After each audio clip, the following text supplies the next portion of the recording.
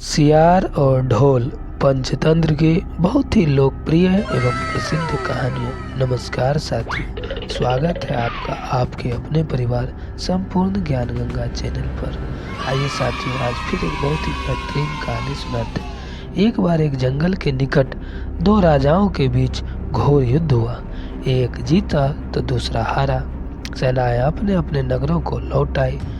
बस सेना का एक ढोल पीछे रह गया।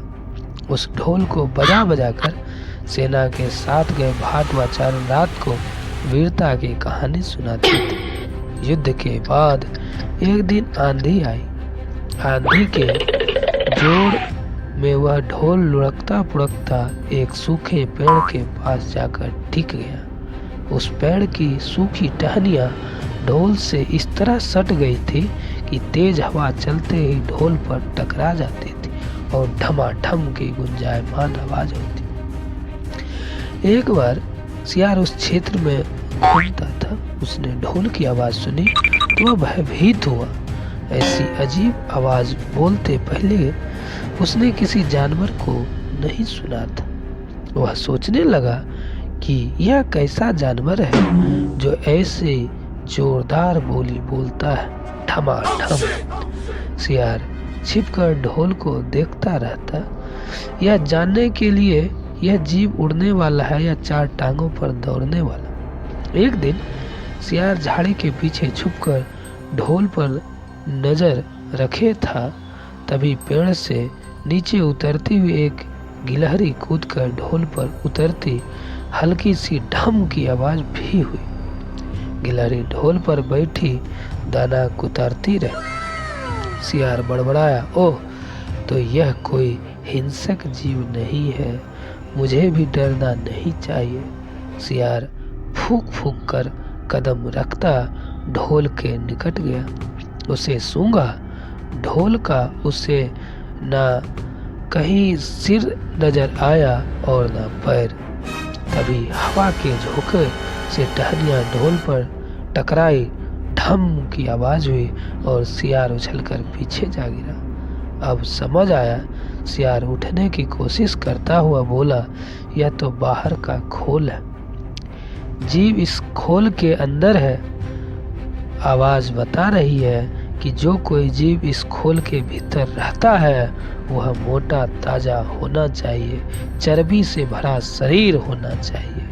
तभी ये ढमाढम की आवाज, ढमाढम की जोरदार बोली बोलता है। अपनी मान में घुसते ही सियार बोला, ओ सियारी, दावत खाने के लिए तैयार हो जाओ।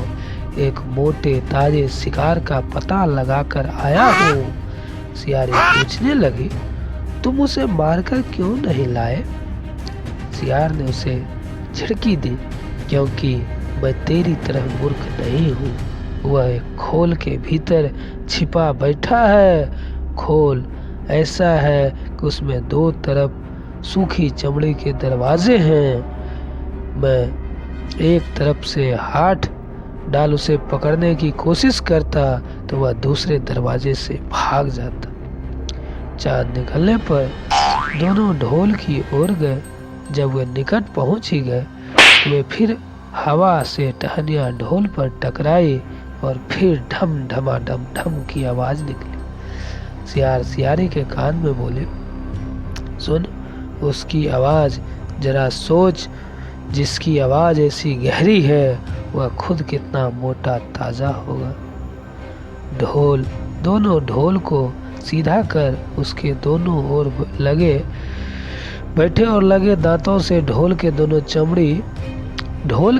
चमड़ी वाले भाग के किनारे फाड़ने।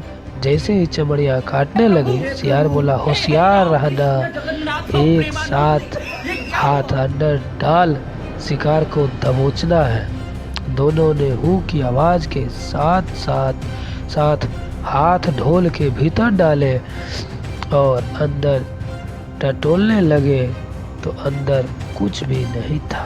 एक दूसरे के हाथ ही पकड़ में आए। दोनों चिल्लाए, यहाँ तो कुछ भी नहीं है, और वे माथा पीट पीट कर रह गए। बड़ी से बड़ी सेखी मारने वाले लोग भी साथियों इसी तरह अंदर से खोखले होते हैं। साथियों, हम इसी प्रकार के अनेकों वीडियो बनाते हैं।